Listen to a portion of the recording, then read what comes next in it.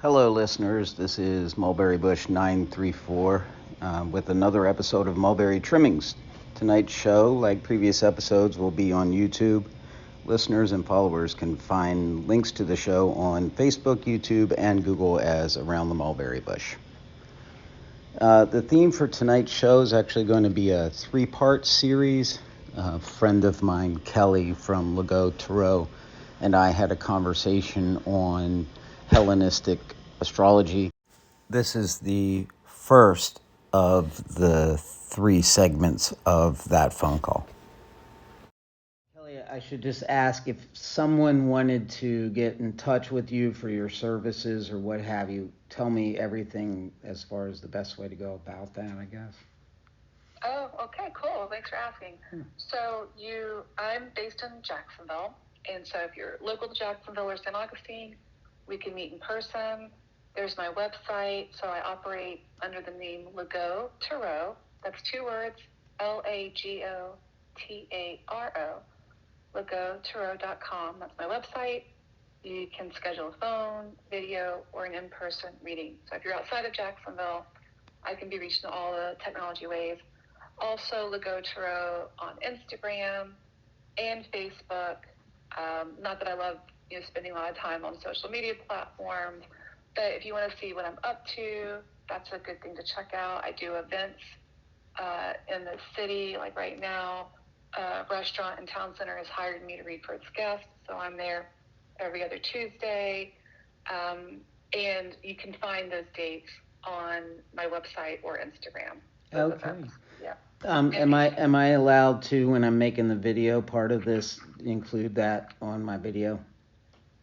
Yeah, okay. Yeah, that would be great. Yeah. Okay, I'll do that too then. Cool. I'm a one-woman shop, as most, people who do divination or psychic readings, all that are. So a lot of it will get kind of scheduled through the website.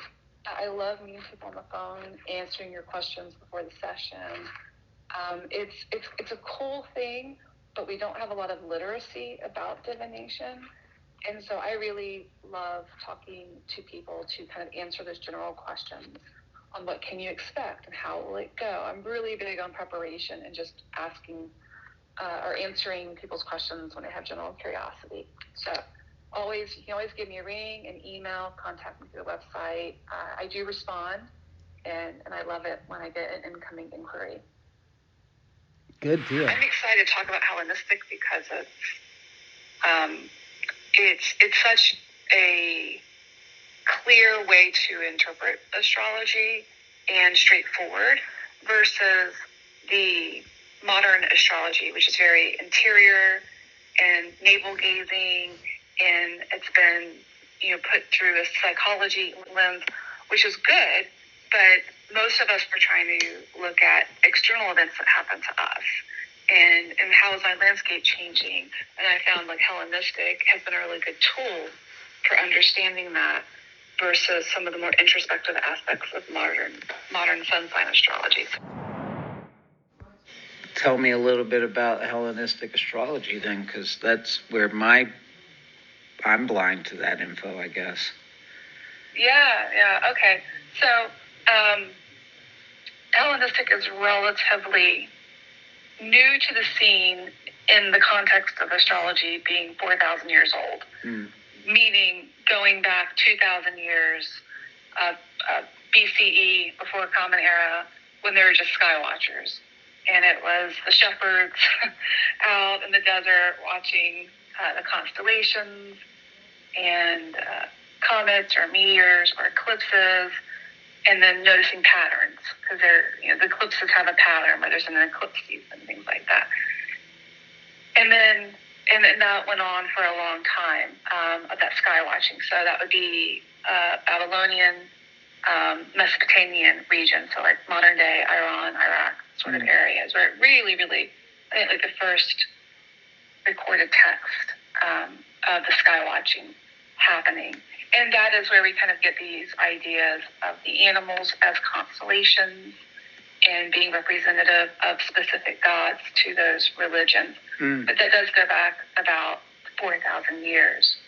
And then it was closer to around, I want to say, like 200 BCE or maybe even 500, when they started doing the personal natal charts, when we would look at someone's birthday and then track, okay, where was the sun and where was the moon, and doing interpretations that way for very specific events. And it started with kings, and nobility wanting to understand their prospects. And, am I going to have a prosperous reign? Am I going to be poisoned? Will my enemies prevail? Of course, I'm collapsing it. That's and the term Hellenistic does derive from the fact that it was Greek traders and merchants who were visiting the different, areas that were practicing some form of astrological divination. And then they were helping these cultures to share practices. So we start with Mesopotamia, 2000 BCE, and then there are routes into ancient Egypt, which they were evolving kind of their own system independently, particularly around the Decans, the Decanic gods, or time period. Now, if we compare that Hellenistic origin with modern astrology, right, which is sun sign based, so everyone will tell you what their zodiacal sign is, where the sun was at in the sky the day they were born, and it does tend to reflect the era that it emerged in, which was, psychology, the study of human behavior, becoming popularized, becoming discussed. And there is an element of astrology that is really good for that, for understanding your temperament, understanding your habits, your relationship to anger, misfortune, the way you might respond to your mind and motivations and how you seek knowledge, or the wariness you show towards people.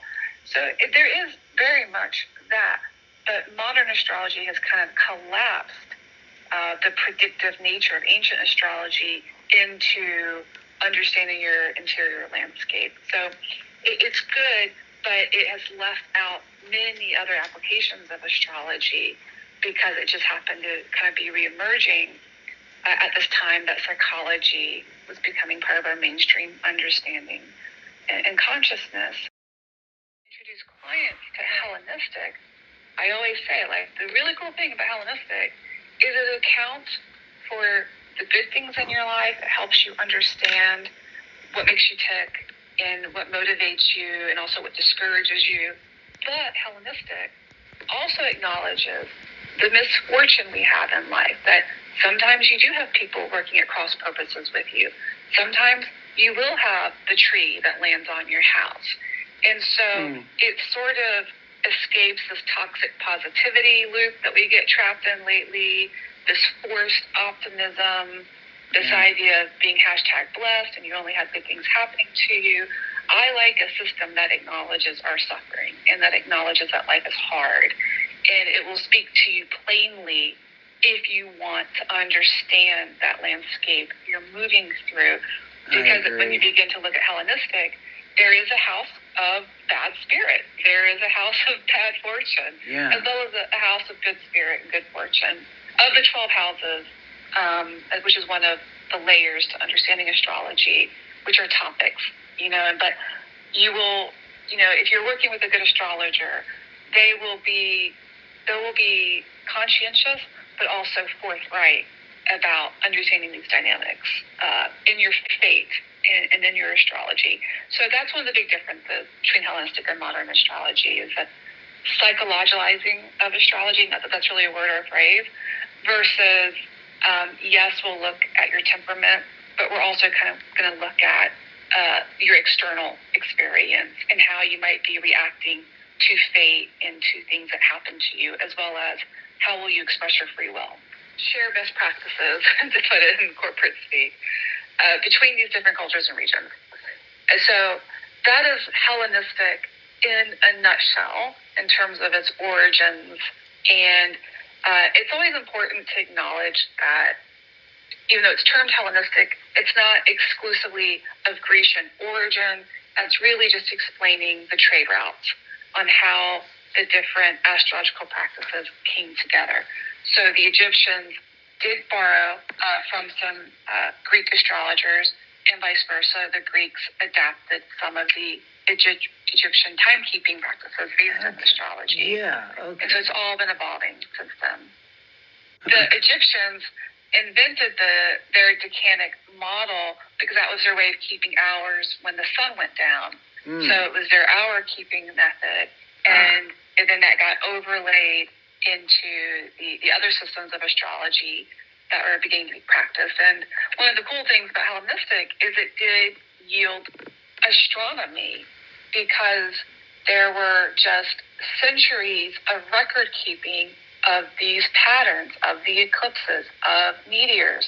And it started with these astrologies and what we would now call pseudoscience, but it was based on observation, and they were making the most intelligent conclusions they could based on their understanding of the world jet being pre-Newtonian, pre-Descartes.